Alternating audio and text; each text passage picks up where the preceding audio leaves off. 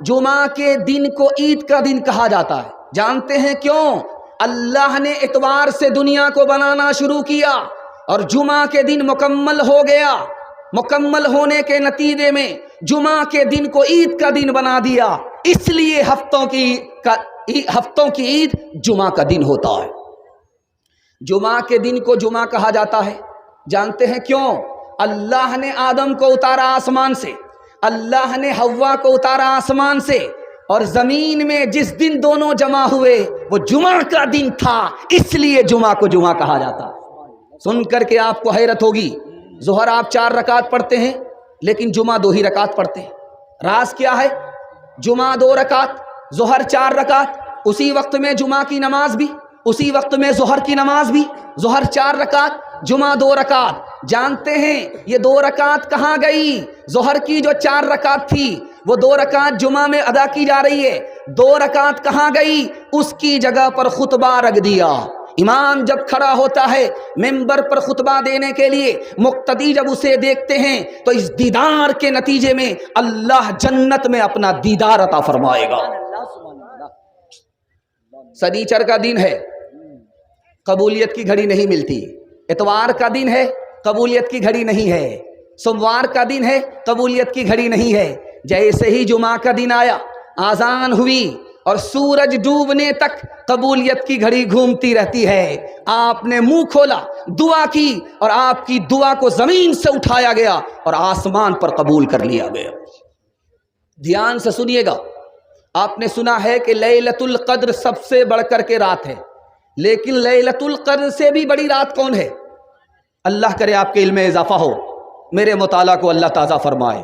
آپ جانتے ہیں کہ شب قدر سب سے بڑی رات ہے, لیکن شب قدر سے بھی بڑی رات کون سی رات ہے؟ جمعہ کی رات ہے. کیوں؟ اس لیے کہ اسی رات میں باپ کے صلب سے ہمارے نبی ماں کے رحم میں آئے تھے, اسی رات میں آئے تھے. یہ جمعے کی رات شب قدر سے بھی بڑھ کر کے. دھیان سے سنیے گا. ہر دن دوپہر میں آگ جہنم کی پھونکی جاتی ہے, جلائی جاتی ہے, جہنم کو سلگایا جاتا ہے. اتوار کے دن بھی وہی ہوتا, سنیچر کے دن بھی وہی ہوتا, سوموار کے دن بھی وہی ہوتا. لیکن جیسے ہی جمعہ کا دن آتا ہے اللہ فرشتے کے ہاتھ کو پکڑ لیتا ہے. جمعہ کی عظمت کے نتیجے میں آج جہنم کی آگ سلگائی نہیں جائے گی, بجھائی جائے گی. آخری بات میں آپ کے سامنے رکھنے کے لیے جا رہا ہوں.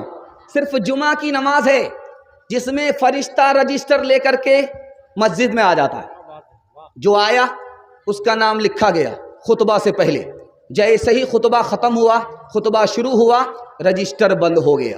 انشاءاللہ جمعہ کی نماز, خدا کی بندگی ہم سے کبھی بھی ادھوری نہیں ہوگی. پابندی کے ساتھ خدا کی بندگی کریں گے. ہاتھ اٹھائیے انشاءاللہ. اپنے خدا کو رمضان میں, اپنے خدا کو جمعہ میں, اپنے رسول کو ربیع الاول میں, اپنے قرآن کو جنازے پر یاد رکھیں گے. ہاتھ اٹھائیے انشاءاللہ.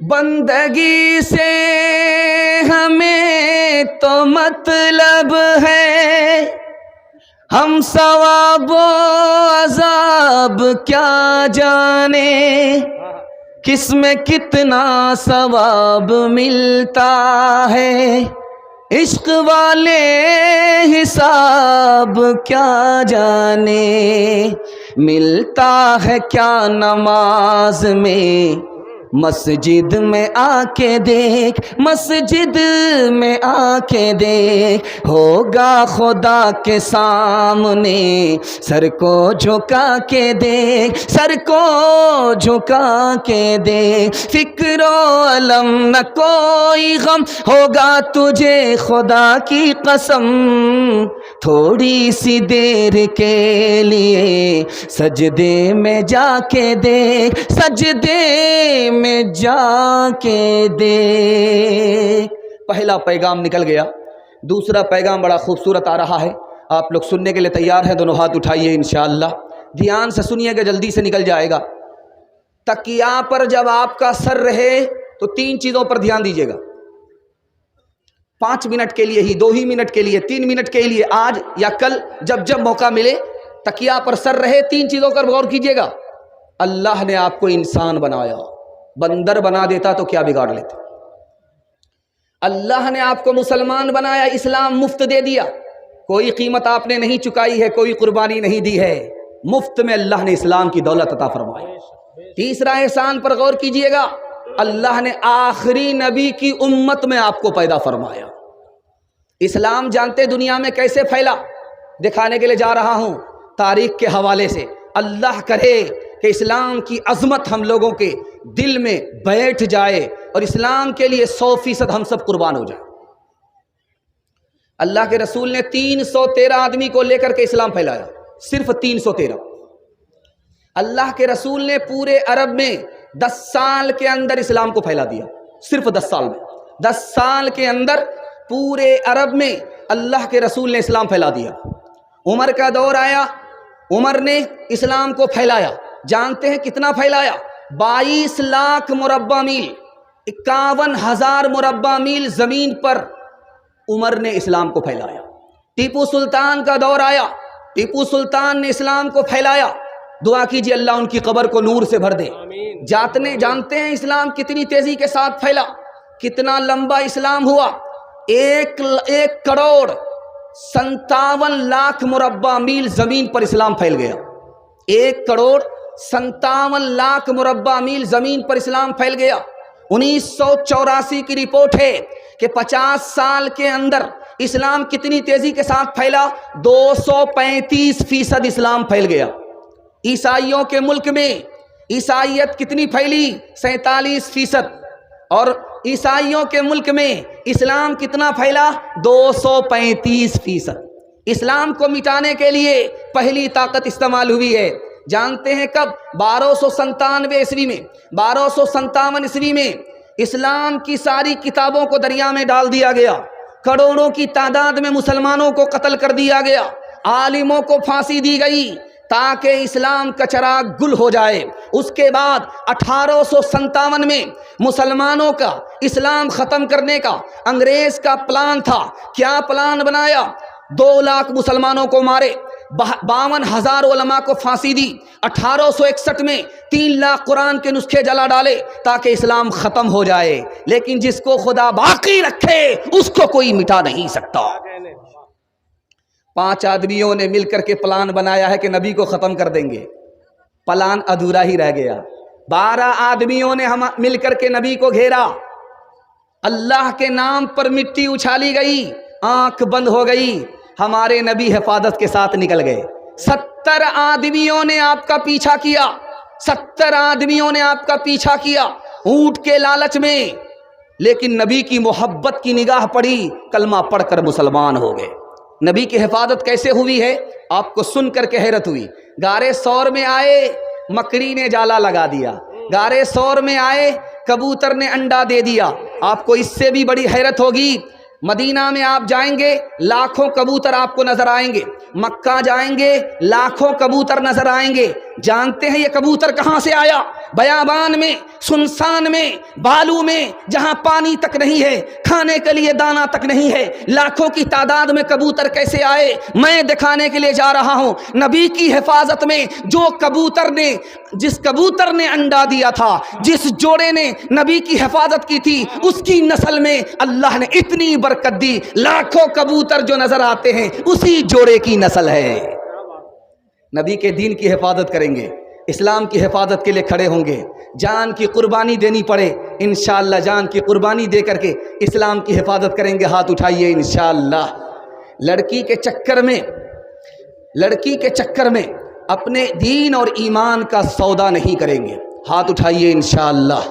فانوس بن کے جس کی حفاظت ہوا کرے، وہ شمع کیا بجھے جسے روشن خدا